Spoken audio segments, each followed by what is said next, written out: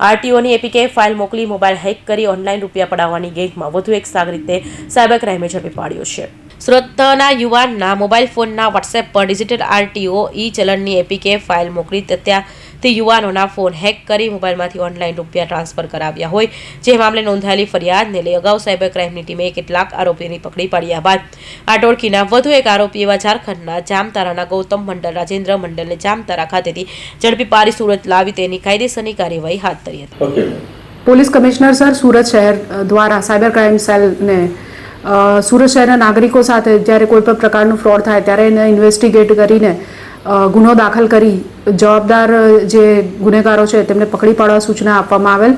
તે અંતર્ગત ગત વર્ષ 2025ની અંદર સુરત શહેરના એક નિવાસી સાથે જેને આપણે આરટીઓ એપીકે ચલણ ફાઇલ કહીએ છીએ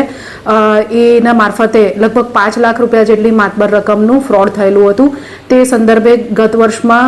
FI number 85 cyber crime cell ખાતે નોંધવામાં આવી હતી અને એનું એનાલિસિસ કરતાં આ જે નાણાં છે એ મોટા ભાગે ક્રેડિટ કાર્ડના પેમેન્ટ કરવા માટે ફ્રોડસ્ટર્સે યુઝ કર્યા હતા। એ આધારે અગાઉ એક આરોપી નિશિત નથવાણીની પણ ધરપકડ કરવામાં આવેલ હતી। આ જ ગુનાની અંદર વધુ તપાસ ચાલુ રાખી સાયબર ક્રાઇમ સેલની team police inspector SP Padheriya અને તેમની ટીમને જામતારા ખાતે વધુ તપાસ માટે મોકલી આપવામાં આવેલ હતા અને ત્યાંથી તેઓએ આરોપી ગૌતમ રાજેન્દ્ર મંડલની જામતારા ખાતેથી હાલ ધરપકડ કરી અરેસ્ટ કરી સુરત ખાતે લાવેલ છે। આરોપીના રિમાન્ડ મેળવી વધુ પૂછપરછ હાથ સાયબર ક્રાઇમ સેલ દ્વારા ધરવામાં આવેલ છે।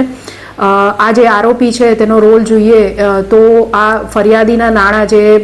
આરટીઓની એપીકે ચલણની ફાઇલ છે એના દ્વારા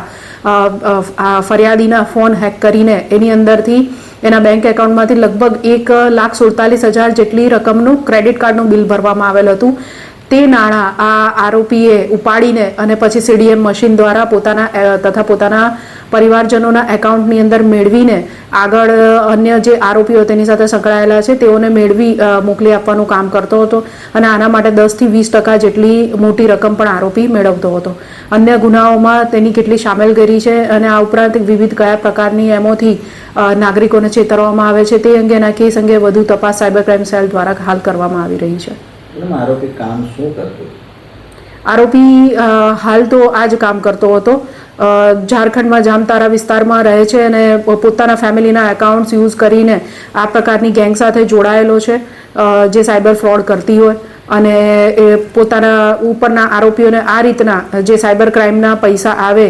એ ક્રેડિટ કાર્ડ મારફતે ચૂકવાયેલા જે હોય એનું કેશ પેમેન્ટ મેળવીને અને પછી એને ટ્રેલને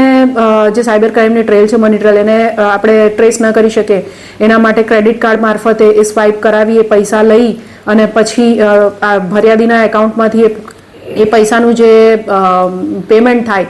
એ પૈસા કેશ મેળવી લેતો અને પછી એ કેશ પૈસા ફરી સિસ્ટમમાં નાખવા માટે સીડીએમ મશીનોનો ઉપયોગ કરતો હતો।